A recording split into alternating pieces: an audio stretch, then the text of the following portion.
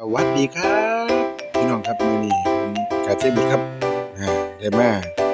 เที่ยวต่างจังหวัดครับพี่น้องครับระยองครับระยองเด้อครับโอ้สุดยอดครับทะเลนะครับหาดบ้านเพนะครับอันนี้มาหาดสวนนะครับพี่น้องนะโอ้สุดยอดดีๆนะครับเศรษฐกิจเพิ่นสุดว่าสุดยอดครับน้ำบรรยากาศดีมาฝากพี่ฝากน้องครับนี่ครับมามื้อนี้ครับโอ้รู้สึกว่านักท่องเที่ยวหนาแน่นนะครับ ตามข้างทางนะครับเพราะว่าเป็นวันหยุดยาวนะครับโอ้นี่ครับสภาพบรรยากาศของทะเลครับพี่น้องเอ้ยโอ้ยสีสันเบิ่งทะเลก็มีชีวิตครับพี่น้องเอ้ยสุดยอดว่ะนะครับนำมาฝากพี่ฝากน้องครับเนี่ยสวนครับสวนอำเภอแกลงจังหวัดระยองครับผมบรรยากาศสุดยอดมากแล้วก็เป็นกันเองครับเขาอยากซื้อเนื้ออยู่เนื้อกินไปนั่งกินก็ได้ครับ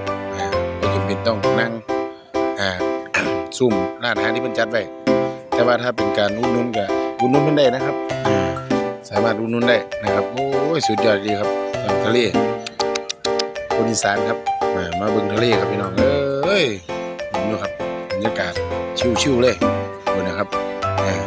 ผู้ใดมีโอกาสก็มาได้ครับสวนครับสวนครับระยองนะครับบรรยากาศสดชื่นมากเลยครับเมื่อนี้ถือว่าบรรยากาศดีครับมาแต่เช้านะครับโอ้ยรีครับพี่น้องเอ้ยดูมันสุดยอดครับ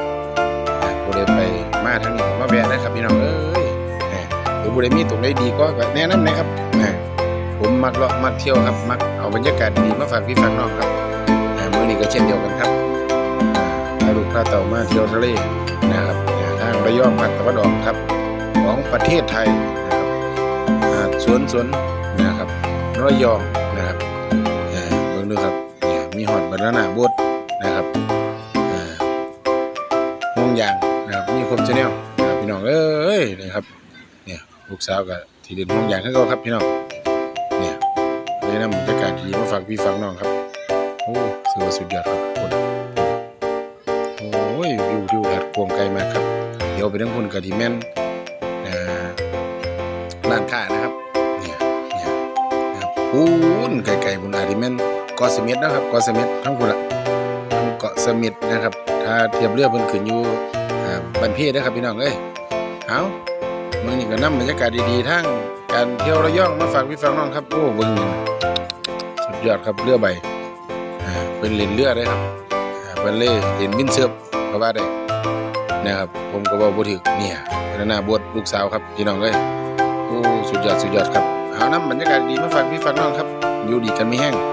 นะครับระยองฮิมาเที่ยวทะเลครับขอบคุณหลายๆครับทุกการติดตามขอบคุณทุกท่านที่รับชมคลิปเด้อครับให้ทุกท่านอยู่ดีไม่แห้งมีความสุขความเจริญครับ